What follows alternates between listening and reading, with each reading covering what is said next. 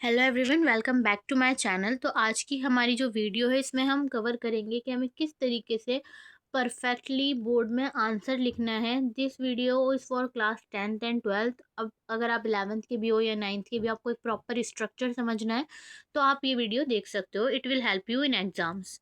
ठीक है, सबसे पहला हमारा आ जाता है इंट्रोडक्शन। बहुत सारे बच्चे ऐसे होते हैं जिन्हें आंसर पता होता है आंसर क्या है, but just because of their content and just because of their structure उनके जो मार्क्स हैं वो लूज कर देते हैं और उनके मार्क्स कम आते हैं या प्रॉपर उन्हें मार्क्स नहीं मिल पाते। So structure and content both are very important while you are writing your English answer. So here are some tips we have to follow while we are writing our answer. Number first is understand the question properly.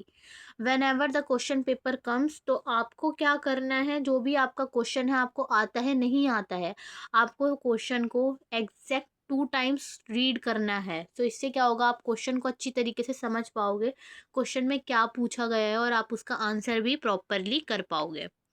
Now हम आगे move करते हैं। आगे देख लेते हैं कि इसका नेक्स्ट हमें क्या दे रखा है। सो नेक्स्ट है अंडरलाइन कीवर्ड्स। जो भी आपको क्वेश्चन में पूछा गया है, एक्सप्लेन, डिस्क्राइब, जस्टिफाई, कमेंट, जैसे आपको पूछा गया एक्सप्लेन द बॉडी पार्ट्स, ठीक है, तो आपको उसमें बॉडी पार्ट्स को एक्सप्लेन करना है। जैसे दे रखा है डिस्क्राइब व्हाट इज कंप्यूटर, बताना है कंप्यूटर क्या है, डिस्क्राइब करना है। तो जो भी आपको वर्ड्स दे रखे हैं, एक्सप्लेन, डिस्क्राइब, जस्टिफाई, कमेंट, आपको इन्हें हाईलाइट कर लेना है और इन्हें ध्यान में रखते हुए ही अपना आंसर लिखना है। Write only what is asked, no extra stories. जो भी पूछा गया है वही लिखना है, अपने पास से मन घड़त कहानी नहीं बनाकर लिखनी है। Examiners like clarity not length. Examiner clarity देखेगा कि आपके आंसर में कितनी क्लैरिटी है। ये नहीं है कि आपने यहाँ से शुरू करा है, ये सारा आंसर दे रखा है तो लेंथ से उसे फर्क नहीं पड़ेगा, उसे फर्क पड़ेगा क्लैरिटी से। आपके आंसर के अंदर क्लैरिटी होनी बहुत ज़्यादा ज़रूरी है। अब सेकंड टिप हम देख लेते हैं जो बहुत ज़्यादा इंपॉर्टेंट है। Second one is very important because ये हमें मेन दे रखी है लॉन्ग आंसर्स के लिए। एग्जाम में मेनली हमें आंसर्स जो पूछे जाते हैं वो 8 to 10 मार्क्स के पूछे जाते हैं। तो जब भी आपको लॉन्ग क्वेश्चन मिले तो आपको उसका आंसर किस तरीके से लिखना है, आपको ये वाला पॉइंट ज़रूर फॉलो करना है। स्ट्रक्चर के लिए दे रखा है, हमें स्ट्रक्चर लिखना है। सबसे पहले इंट्रोडक्शन लिखेंगे 1 से 2 लाइन्स में, बिटवीन 1 to 2 लाइन्स में हमारे स्ट्रक्चर आ जाएगा। और अगर आपको पोइट का या जो भी राइटर है चैप्टर का उसका नाम पता है प्रॉपरली तो आप उससे स्टार्ट कर सकते हो। That XYZ chapter is written by XYZ writer. Second thing we have to follow is body, point and graphs. अगर आप जब भी अपनी बॉडी लिखोगे, अपना कंटेंट लिखोगे, तो कोशिश करो आप उसे या तो आप पॉइंट्स बनाकर लिखो, बुलेट पॉइंट्स बनाकर, या फिर आप पैराग्राफ बनाकर लिखो। आपको ऐसे नहीं लिखना है कि आपने यहाँ से स्टार्ट करा अपना आंसर लिखना और यहाँ पर ख़त्म कर दिया, नहीं। अगर आप पॉइंट्स बना दोगे या आपकी बात यहाँ पर ख़त्म हो रही है, आप फिर यहाँ से नए पैराग्राफ से स्टार्ट कर रहे हो, तो वो थोड़ा अट्रैक्टिव दिखेगा।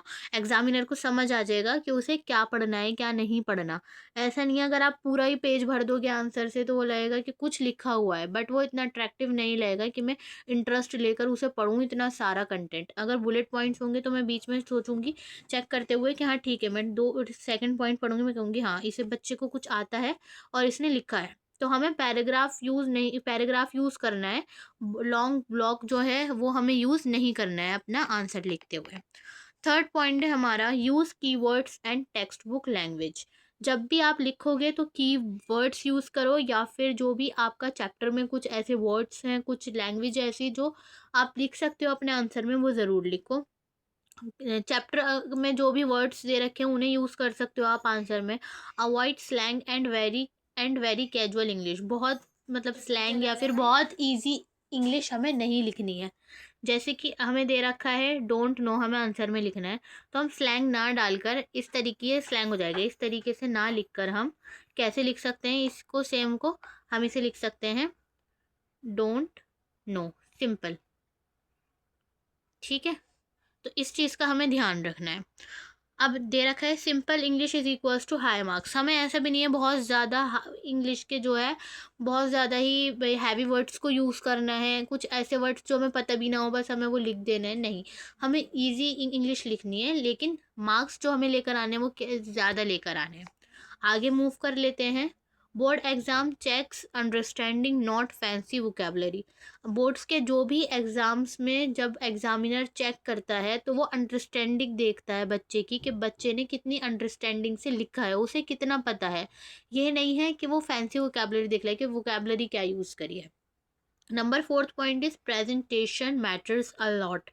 हैंड राइटिंग साफ होनी चाहिए। नंबर फर्स्ट, जब भी आप आंसर लिख रहे हो तो ऐसा नहीं है यहाँ पर ख़त्म हुआ और यहीं से दूसरा शुरू कर दिया, ये यहाँ पर आंसर ख़त्म हुआ तो हमने एक लाइन भी नहीं छोड़ी और यहीं से सेकंड डाला और यहाँ से लिखना शुरू कर दिया, नहीं। अगर आपका फर्स्ट आंसर यहाँ पर ख़त्म हो रहा है तो सेकंड आंसर और फर्स्ट के बीच में आपको स्पेस देना है। अगर फर्स्ट समझो मेरा यहाँ आंसर ख़त्म है फर्स्ट वाला, तो मैं एक लाइन का स्पेस देकर सेकंड क्वेश्चन का आंसर यहाँ से शुरू करूँगी, ठीक है। इस चीज़ का खास ख्याल रखना है। और अगर मैं राइटिंग में भी लिख रही हूँ तो जैसे मैंने लिखा ही वॉज आ, तो इसे मैं मिलाकर नहीं लिखूंगी बिल्कुल ही, थोड़ा सा स्पेस दे देकर लिखूंगी। जैसे ही वॉज आ, थोड़ा सा इसमें स्पेस आ जाएगा। थर्ड है हमारा अंडरलाइन इंपॉर्टेंट वर्ड्स। जो भी हमारे इंपॉर्टेंट वर्ड्स होंगे जब हम लिख दें तो हम उन्हें अंडरलाइन ज़रूर करें। अगर आपने पूरा आंसर ब्लू से लिखा है तो लास्ट में आप उसे ब्लैक से थोड़ा अंडरलाइन कर देना। Use bullet points when is possible. जहाँ पर भी आपको लगे बुलेट पॉइंट आप में आप आंसर डाल सकते हो, पॉसिबल है, वहाँ पर आप यूज़ करोगे बुलेट पॉइंट्स को। Good presentation can increase marks bye 10 to 15%। आपकी प्रेजेंटेशन अगर अच्छी है तो आपके मार्क्स भी जो हैं वो 10 to 15% इंक्रीज हो सकते हैं। नंबर फिफ्थ पॉइंट है हमारा word limit and time management is very important while you are writing your answer. क्योंकि हमें आंसर को जो है बहुत ज़्यादा शॉर्ट भी नहीं लिखना है और नॉट एक्सीज टू मच, बहुत ज़्यादा एग्जेजरेट भी नहीं करना है आंसर को। डिवाइड करना है टाइम को अकॉर्डिंग टू मार्क्स। सिंपल है, जैसे कि अगर मैंने अभी टाइम देखूँ 2:22 हो रहा है, मेरा 5 मार्क्स का क्वेश्चन है, मैंने देख लिया मेरे पास इनफ टाइम है, मुझे 10 मिनट्स देने इस क्वेश्चन को।